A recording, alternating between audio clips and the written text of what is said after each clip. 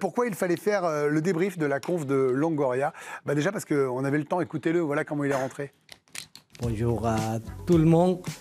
Conférence de presse de fin de saison, faire un peu le bilan. Sans limite de temps, sans limite de questions. Donc, à vous de commencer. Sans limite de temps, sans limite de questions.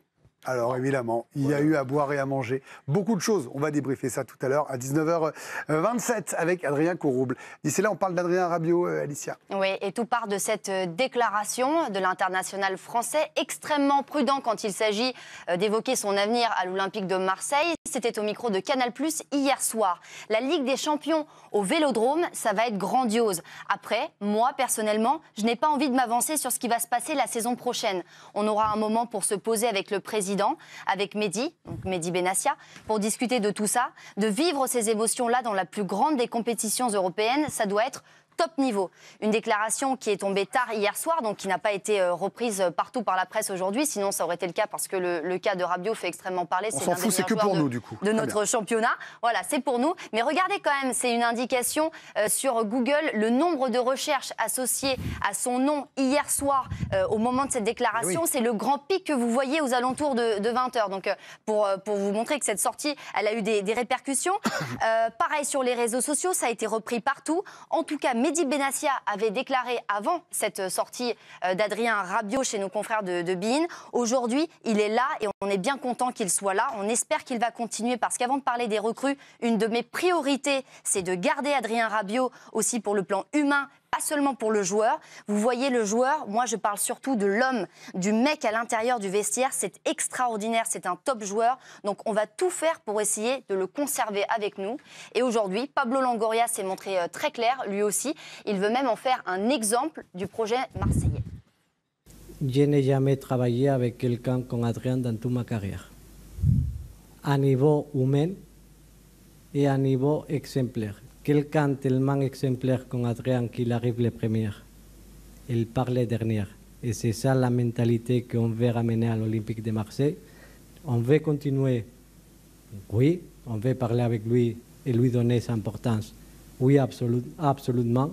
Quand Adrien Rabiot, ça peut être un symbole avec des autres très importants objectifs, de la transformation et stabilisation d'un club comme l'Olympique de Marseille et de l'amener à un niveau stable européen en Ligue des Champions, j'aimerais qu'Adrien soit un de ces exemples.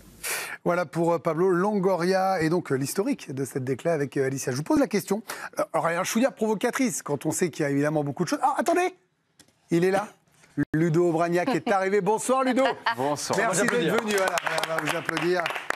Merci Ludovic. J'ai connu des pics, mais autoroutier. Oui, mais voilà. Vous en faites pas, vous êtes là et c'est bien le principal. C'est transparent que c'est pareil. Je vous pose la question, le projet de l'Olympique de Marseille est-il suspendu à l'avenir d'Adrien Rabiot? Évidemment, c'est beaucoup, hein. Regardons. Oui pour Alicia, non pour Karine, c'est oui pour Vikash.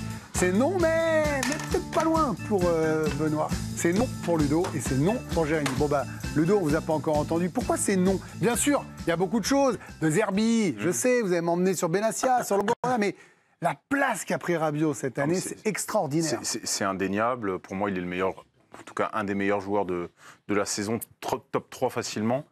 Après, est-ce qu'on construit un projet lorsqu'on est un club et un club d'autant plus grand que Marseille? Est-ce qu'on construit un projet sur un homme? Je suis pas certain parce que là, il semble vouloir en faire le capitaine, le joueur le mieux payé, tout ce que j'entends. En fait, il faut que l'Olympique de Marseille comprenne. Alors après, le mariage s'est quand même fait admirablement. C'est vrai. Moi, j'ai entendu Rabiot à la fin dire c'est pas sûr. Je vais me prendre du temps, c'est pas sûr. Donc, c'est presque une anomalie qu'il soit là. Donc, oui, mais maintenant c'est une anomalie sans Ligue des Champions. Est-ce qu'une anomalie, ça dure? Je ne sais pas. Parce qu'aujourd'hui, Rabiot, honnêtement, je vous le dis, moi, il joue dans la finale de Ligue des Champions, il joue dans les deux milieux de terrain, au PSG et à l'Inter. Donc, est-ce que le plafond est suffisamment haut pour lui? Et il va être sollicité avec. C'est quoi? C'est des garanties financières ou sportives qu'il attend? Non, je pense que c'est plutôt sportif. Le haut niveau, c'est quand même le haut niveau. Parce que Marseille. Les deux, je pense que c'est les deux. Marseille va essayer de construire. Là, ils sont dans un cycle où on voit qu'il y a des choses. On veut changer la commanderie, on veut changer plein de choses. Donc il y a quelque chose qui est en train de se mettre en place. Est-ce que c'est suffisant pour... Parce que là, vous allez faire quoi en Ligue des Champions? Allez, 16e, 15, 16e, 17e. Lille a fait top 8, pourquoi Marseille ne ferait pas top 8? Marseille, l'historique sur les dernières années. Bon. L'historique du PSG, c'est pas de battre Liverpool et de l'enfinale. Marseille, il sera peut-être pas dans les... Enfin, en tout cas, on imagine qu'ils ne seront pas... allez, peut-être en 8e de finale, mais peut-être pas plus. Donc, est-ce que Rabiot n'a pas plus d'ambition? En tout cas, je le souhaite pour l'Olympique de Marseille parce que, honnêtement, le mariage est sublime. Et même lui, je trouve que ça lui a fait un bien fou d'être dans le contexte. Nous, on l'a revu. Parce qu'on la Juve, peut-être qu'on le voyait un peu moins. Et surtout qu'ils n'étaient pas très, très fort, cette équipe-là. Là, de le voir sous nos yeux chaque week-end, on a vu quel joueur fort il était. Merci qui, merci maman, disait Faro, en parlant de Rabiot. Vicage Dorasso, vous avez joué au milieu de terrain, évidemment. Rabiot, Ludo disait qu'il pouvait être titulaire au PSG ou à l'Inter. En tout cas, ce qui est certain, c'est qu'il fait partie des meilleurs milieux d'Europe. Il est titulaire en équipe de France, donc ça vous classe tout de suite un homme. Une équipe vice-championne du monde. Là, est-ce que ça vous intrigue qu'il n'ait pas encore dit, voilà, ça y est, c'est fait, je voulais jouer la Ligue des Champions avec l'OM, on y est, j'ai hâte. Moi, j'ai joué au foot pour gagner des titres, pour être dans des clubs qui pouvaient gagner des titres, et j'ai fait mes choix de carrière à un moment où j'ai compris que ça pouvait arriver, avec cet objectif-là, tout le temps, même quand je suis allé au Milan, dans un objectif où j'allais être un joueur mineur, c'était pour être... vivre au sale, être champion d'Europe ou gagner le titre de champion d'Italie. Et je me dis qu'un joueur comme lui, il doit avoir ça comme ambition. Alors, choisir de rester à Marseille, c'est peut-être renoncer à ça, vivre une superbe expérience, mais est-ce qu'on peut être champion de France avec l'Olympique de Marseille? C'est pas sûr. Ils vont le vouloir, en tout cas. Peut-être, mais bon, il y a un gap énorme. Ça veut dire beaucoup de joueurs capables de venir, pendant que le PSG va continuer à se renforcer. Et la Coupe d'Europe, a priori, ça ne sera pas le cas non plus. Donc, c'est un autre choix de carrière. Il mérite d'être dans un effectif qui veut gagner des titres, donc soit aller battre le Paris Saint-Germain. Vous trouvez que l'OM est trop limité pour son talent? Non, c'est super, c'est formidable, mais s'il a de l'ambition, ça ne peut pas être que de vivre l'enthousiasme du Vélodrome, la folie du Vélodrome et de Marseille. C'est aussi d'aller gagner quelque chose. Je veux dire, il est allé à la Juve pour ça, il était au Paris Saint-Germain, il a gagné, et puis maintenant il est à Marseille, et ça va pas. Pour l'instant, ça ne peut pas se produire. Il y a trop de différences. Le PSG était champion au mois de mars. Oui, mais il était sur l'affect tout au long de la saison. Moi, je l'ai trouvé sur l'affect, sauf sur son coup de gueule. Voilà, donc où il c'est disait, un choix. Il faut qu'on aille chercher. C'est un choix, c'est à lui de décider ce qu'il veut faire de cette carrière qui arrive, sans peut-être titre, mais peut-être que lui, il va. C'est pour ça que je dis qu'il est très important dans l'effectif, parce que lui peut attirer d'autres joueurs qui pourraient venir avec ce niveau-là, avec cette ambition-là, et ensemble, ils pourraient aller chercher quelque chose d'extraordinaire, c'est-à-dire le titre de champion au Paris Saint-Germain. Vikash, on ne dira jamais assez à quel point il a été incroyable cette saison, essentiel en tout cas à l'OM. Il a même été décisif, il a marqué des buts. Deuxième meilleur buteur marseillais cette saison, 10 buts, qui l'aurait cru quand on pense à Adrien Rabiot. Il a gagné sur ce côté décisif, 1 but sur 5. Il est impliqué sur 1 but sur 5 marseillais cette saison. C'est pour dire vraiment à quel point il a pu porter cette équipe cette saison. Ça, c'est un rôle qu'on ne lui connaissait pas vraiment. Même si on l'a vu marquer avec l'équipe de France aussi, Karim Benani se projette de plus en plus, il marque de plus en plus dans sa carrière. Plus il vieillit, plus il marque. De toute façon, Adrien Rabiot. On a été, pas provocateur, mais on a été jusqu'au bout de la question.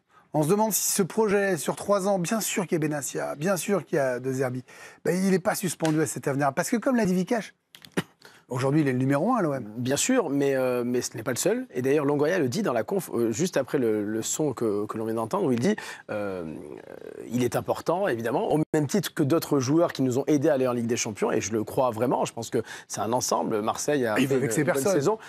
Non, mais avec ces personnes, mais il y a des joueurs qui ont été très importants dans cette équipe. Quand on parle de Rouli, on parle de Hugberg au milieu de terrain, Gouiri qui est arrivé, qui était un vrai renfort, Greenwood avec 21 buts malgré tout. Donc il y a de la qualité dans cet effectif. Évidemment, Rabiot, comme le dit Ludo, ce n'est pas normal aujourd'hui de le voir dans le milieu de terrain de l'Olympique de Marseille. Après, vous dites, il fait la meilleure saison de sa carrière. Oui, en termes statistiques, mais après, en Italie, quand vous regardiez les matchs de la Juve, quand il est capitaine de la Juve, franchement, il avait le même niveau, capable de remonter le terrain, d'aller marquer une lucarne contre le Milan. C'était déjà un joueur extraordinaire. Oui, mais là, on le voit, nous, tous les week-ends. Et je me dis, à l'époque, lorsqu'il fut un joueur extraordinaire à la Juve, le Real n'est pas venu, ou il n'est pas signé à Barcelone, il n'est pas signé non plus à City, à ce moment-là. Donc aujourd'hui, quelles sont les solutions pour lui? Je ne sais rien, peut-être qu'il a de très bonnes solutions, mais est-ce qu'aujourd'hui le Real ou le Barça vont aller chercher Rabiot? Franchement, au Real, sur ce que j'ai vu du milieu... Moi j'irais. Moi, il leur fait du bien. Moi, si j'étais le Real, je dis oui, mais est-ce qu'aujourd'hui c'est l'ambition du Real Madrid d'aller chercher un joueur comme Rabiot? Je n'en suis pas sûr. En Italie, il est passé... Il a fait la Juve. Je ne le vois pas retourner en Italie, très sincèrement. Peut-être pourquoi pas un Bayern Munich en Allemagne. Est-ce que c'est son ambition aussi? Donc, honnêtement, pour la continuité, faire 2 ans pleins à Marseille avec une saison en Ligue des Champions, le challenge, il est magnifique pour lui. Peut-être qu'il a aussi passé ce message à ses dirigeants en expliquant, et d'ailleurs, Longoria le dit d'ailleurs dans le son que l'on vient d'entendre, où il dit on va devoir lui donner un rôle encore plus important. Comprendre, sur le plan salarial, réévaluer les émoluments de Rabiot. Alors, allons-y, posons la question un peu cash, parce qu'ils ont toujours su très bien négocier, et c'est pas du tout une honte, c'est pas un jugement quand je dis ça sur la famille Rabiot, puisque on a eu Véronique plusieurs fois au téléphone, avec des primes à la signature, ce genre de choses. Est-ce que c'est un coup de pression salarial? Pas un coup de pression, mais je pense que c'est... Alors, est-ce que c'est une négociation? Je pense qu'en arrivant l'an dernier, avec Mehdi Benassia, ils ont dû se mettre d'accord en disant écoute, je vais prendre ce salaire-là, qui n'était pas le plus gros salaire de l'effectif, je vais prendre ce salaire-là pendant 1 an, je signe 2 ans, et on voit dans 1 an. Si l'OM ne s'était pas qualifié en Ligue des Champions, honnêtement, c'était cuit et Rabiot partait, quoi qu'il arrive. Là, je pense que justement, ils se sont qualifiés, donc on se dit pourquoi pas un projet d'1 an supplémentaire. On essaie de tirer des plans sur la comète, mais pourquoi pas 1 an supplémentaire et réévaluer le salaire de Rabiot pour en faire le plus gros salaire de l'effectif. Regardons justement les salaires. Son contrat, il court jusqu'en 2027. Son salaire, il est à 500 000 € bruts mensuels. Le salaire 2026, de Rabiot, Jérémy, jusqu'en 2026, pardon. Ça change beaucoup de choses. Ouais, et au classement des joueurs de l'Olympique de Marseille, il est en tête justement de ce classement des salaires avec Pierre-Emile Højbjerg, tous les deux à 500 000. Pour l'anecdote, le coach, il est à 550 000, juste au-dessus, le coach de Zerbi. Derrière, on trouve Ismaël Benasser, Mason Greenwood, Geoffrey Kondogbia, tous à 450 000. Donc c'est aussi, ça compte. Soit on peut l'augmenter, ou alors ça peut aussi être un salaire qu'on veut économiser. Voilà. Mais il y a eu une grosse prime avec. Oui, grosse prime à la signature, bien sûr. Transfermarkt, vous savez, qui s'occupe, qui fait un peu la pluie et le beau temps sur les tarifs des joueurs, estime que là, à 1 année de son contrat, c'est pour ça que le chiffre que je vous donnais va vous paraître peut-être bas, estime que c'est 25 millions d'euros pour recruter aujourd'hui Adrien Rabiot à 1 an de son contrat. C'est cadeau. Ça me semble pas très cher, mais c'est à 1 an du contrat, bien sûr, Ludo. Benoît, vous me dites non, mais vous n'êtes pas loin de penser quand même qu'il est la pierre angulaire de ce projet. Il a fait briller l'OM cette année, faut pas se mentir, il a marqué énormément de buts, il a été décisif. Sans lui, est-ce qu'ils sont deuxième, Benoît? Je pense pas. Je pense pas parce qu'en fait, je pense pas parce qu'en fait, il a été décisif sur le plan sportif et sur le plan aussi humain. Ouais. Il a peut-être montré à certains joueurs qui n'avaient peut-être pas l'expérience de Rabiot, ce qui était un joueur de très haut niveau. Ouais, bien sûr. Longoria lui dit très bien à la conférence de presse. Il est arrivé le premier, il est arrivé le dernier. Donc aujourd'hui, Adrien Rabiot, il est en position de force. C'est-à-dire que lui, il a démontré sur le terrain et en dehors que c'était un joueur, une personne irréprochable dont on ne peut plus se passer à l'Olympique de Marseille. C'est-à-dire que là, aujourd'hui, on ne peut plus se passer d'Adrien Rabiot. Des fois, c'est dur quand on est président d'un club ou entraîneur de se dire il est indispensable. On n'aime pas trop avoir des joueurs indispensables parce qu'on veut trop construire autour d'eux et par moments, ça fait flop. Mais là, il faut se dire les choses. C'est la pierre angulaire de cette équipe. Je pense qu'aujourd'hui, Adrien Rabiot, pour l'instant, il n'a pas affirmé qu'il est resté ou qu'il allait continuer, parce que là, il est en négociation. Il est en position. C'est toujours fou, vous avez un contrat, en fait, dans n'importe quelle autre entreprise. Mais Greg, je pense qu'à mon avis, il y a eu... Non, mais pour expliquer au grand public, c'est bien sûr, mais il y a eu des discussions, je pense... Vous avez un contrat, ça ne peut pas marcher dans un sens. Bien sûr, mais il y a eu des discussions, je pense, avec Mehdi Benassia en début de saison. Et je pense que lui aussi, Adrien Rabiot, je pense que c'est un homme de défi, peut-être qu'effectivement, il peut aller ailleurs pour gagner des titres et tout, mais je pense que c'est un homme de défi. Et je pense qu'il veut vraiment essayer d'aller chercher le titre au Paris Saint-Germain. Mais pour chercher ça, il attend aussi des garanties. Il attend des garanties aussi sportive au niveau des joueurs qui va arriver pour qu'on construise la... C'est-à-dire quoi? Il aura un regard sur les joueurs qui arrivent? Parce que là, vous êtes en train de me dire qu'il va avoir un... Il est capable d'en attirer? J'ai pas dit ça. Il va demander J'ai pas dit qu'il allait demander aux dirigeants. Je pense que là, en attendant, il réfléchit, il voit ce qui se passe. Il ne peut pas attendre la fin du mercato pour se décider. Il ne peut pas attendre que les joueurs arrivent. Il va partir sur des promesses de Benassia et Longoria. Là, ça va prendre quoi? Ça va prendre 2-3 semaines, c'est tout, c'est fini. Parce que là, il va y avoir... Oui, parce que là, il va regarder un petit peu. Je pense que même Benassia va lui dire il y a peut-être tel ou tel joueur qui vont arriver, et lui aussi. Et là, c'est la mère Rabiot qui va commencer à intervenir. Je pense que financièrement, il va aussi demander augmenter son salaire. Il a déjà un gros salaire, il a dû prendre une énorme prime de signature et prendre tout l'argent et qu'il n'y en ait plus pour les autres. Autant qu'il en prenne moins et qu'il fasse venir des joueurs formidables. Et que l'équipe aille chercher un titre. Et ça, c'est formidable. Vous avez un esprit de solidarité que j'adore. C'est une vraie réflexion de sa part. Il va demander une augmentation, il l'aura certainement, puisqu'il n'y a plus de prime de signature, il n'y a pas de transfert. Mais ce qui est important, c'est de construire une équipe capable d'aller chercher le titre au Paris Saint-Germain. Mais quand vous écoutez, c'est le plus important. Quand vous écoutez Mehdi Benassia hier, quand vous écoutez Pablo Longoria aujourd'hui, honnêtement, quand on lit entre les lignes, ils ont l'air quand même très optimistes. Hein. Ah non, mais j'ai pas dit qu'il allait partir. Au contraire, regardez, je demande si c'est lui le projet. Dit hier, voilà, on veut construire autour de lui. Franchement, sur le plan humain, je parle pas de joueur, mais sur le plan humain, il nous a beaucoup apporté. On veut le garder, on veut le conserver, machin. Déclaration d'amour plus aujourd'hui de Longoria envers son joueur. Ouais. Honnêtement, c'est vrai. Il n'est pas très sensible à ça. Il ne se serait pas les deux avancés autant aujourd'hui en conférence. Très court. Après, c'est un atypique. Hein. On n'est pas à l'abri de se dire qu'il kiffe ce qu'il est en train de vivre à Marseille et qu'il dise je m'inscris dans le projet, j'y vais, même si j'aurais pu. Mais c'est pas impossible. Vu le personnage, c'est pas impossible qu'il dise salut, au revoir. De toute façon, il nous a habitués à beaucoup de choses. C'est une pièce de théâtre. Il est libre, lui. Exactement. Il fait ce qu'il veut. Il aurait gagné des tonnes de Molière, évidemment.